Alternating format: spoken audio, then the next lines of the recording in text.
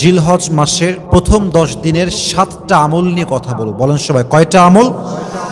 আমি খুবই ঠান্ডা মাথায় আমলগুলো বলার ট্রাই করছি, জাস্ট মেমোরাইজ করে নেবেন। এবং আমি শুরুতে দোয়া করছি আমি সহ সকলের জন্য আল্লাহ আমাদের সবাইকে যেন এই প্রত্যেকটা আমল করার তৌফিক দান করে। পড়েন সবাই আমিন।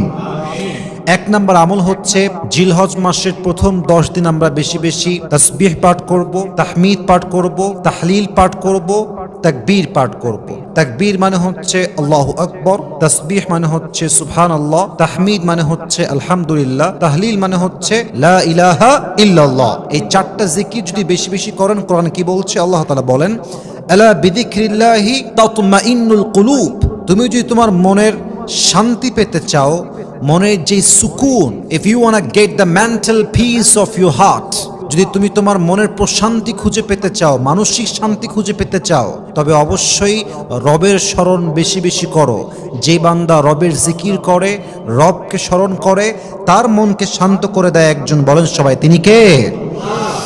2 নম্বর আমল, জিলহজ মাসের প্রথম 10 দিন রোজা রাখা। এটা খুব গুরুত্বপূর্ণ একটি আমল, এবং বিশেষ করে এই 9 দিনের রোজার মধ্যে সবচেয়ে গুরুত্বপূর্ণ রোজা হচ্ছে আরাফার দিনের রোজা। এবং এই রোজাটা এত বেশি গুরুত্বপূর্ণ যে এই দিনে যেই বান্দা রোজা রাখে, আল্লাহ তার অতীতের এবং আগামীর 1 বছরের সব গুনাহ মাফ করে দেয়। সুবহানাল্লাহ পড়ুন সবাই। 3 নাম্বার হচ্ছে হজ। খুব গুরুত্বপূর্ণ একটা আমল। যার অ্যাবিলিটি আছে, যার সামর্থ্য আছে, তাকে এই মাসে হজ করার আদেশ দিয়েছে একজন। তিনি কে? এটা আপনার ইমানের একটা বিশাল লম্বা জার্নির ব্যাপার।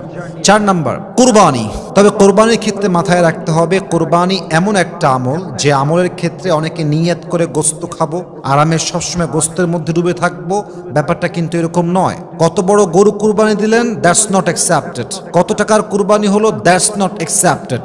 লা ইয়ানাল্লাহু লুহুমুহা ওয়ালা দিমাউহা ওয়ালাকিন ইয়ানালুহুত তাকওয়া মিনকুম।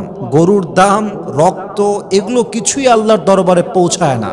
আল্লাহর দরবারে পৌঁছায় শুধুমাত্র তোমাদের অন্তরের তাকওয়া এবং আল্লাহর ভয়। ঠিক কি না বলেন? অতএব গরুর গোস্ত আল্লাহর কাছে যাবে না, এবং গরুর দাম কত, গরুর প্রাইস কত ছিল, ইটস নট অ্যাকসেপ্টেড। মূল হচ্ছে আপনার হৃদয়ের তাকওয়া, ভয় থাকতে হবে একজনের। তিনি কে? 4 নম্বর আমল হচ্ছে কোরবানি করা। 5 নাম্বার সাপ্লিকেশন, বেশি বেশি দোয়া করা। জিলহজ মাসের প্রথম 10 দিন এতটা ফজিলতপূর্ণ একটা দিন, এমন একটা গুরুত্বপূর্ণ সময়। এই সময় বান্দা দোয়া করতে দেরি হয়, বান্দার দোয়া আল্লাহ কবুল করতে দেরি হয় না। সুবহানাল্লাহ পড়বেন না সবাই? আফজালুদ দোয়া, এই আরাফার দিনে যে দোয়াটা করা হয় এটা সর্বোত্তম দোয়া, এবং এই দোয়াটা করার সঙ্গে সঙ্গে বান্দার দোয়া আল্লাহ কবুল করে নেন। সুবহানাল্লাহ পড়েন সবাই। 6 নাম্বার নফল ইবাদত। যত পারা যায় ইশরাক পড়েন, যত পারা যায় তাহাজ্জুদ পড়েন। এই 10 দিন যত নফল নামাজ পড়বেন, আপনার জীবনে বরকত দিবে একজন। বলেন সবাই, তিনি কে? এবং হাদিসে আসছে, এটা খুবই সুন্দর একটা হাদিস, জিলহজ মাসের প্রথম 10 দিন যেই বান্দা নফল ইবাদত করে সময় কাটায়, আল্লাহ তার জীবনটাকে রহমত দ্বারা ভরপুর করে দেয়। সুবহানাল্লাহ পড়েন সবাই। অতএব 6 নাম্বার আমল হচ্ছে আমরা বেশি বেশি নফল ইবাদত করব, নামাজ পড়ব।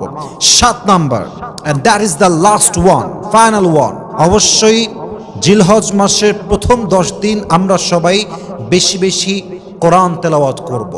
কোরআন তেলাওয়াত এমন একটা দামি আমল, বান্দা যখন কোরআন তেলাওয়াত করে মনে হয় যে বান্দা দুনিয়াতে বসে বসে জাস্ট মুখ নাড়িয়ে নাড়িয়ে তেলাওয়াত করছে, বাট ব্যাপারটা এক্স্যাক্টলি এমন নয়।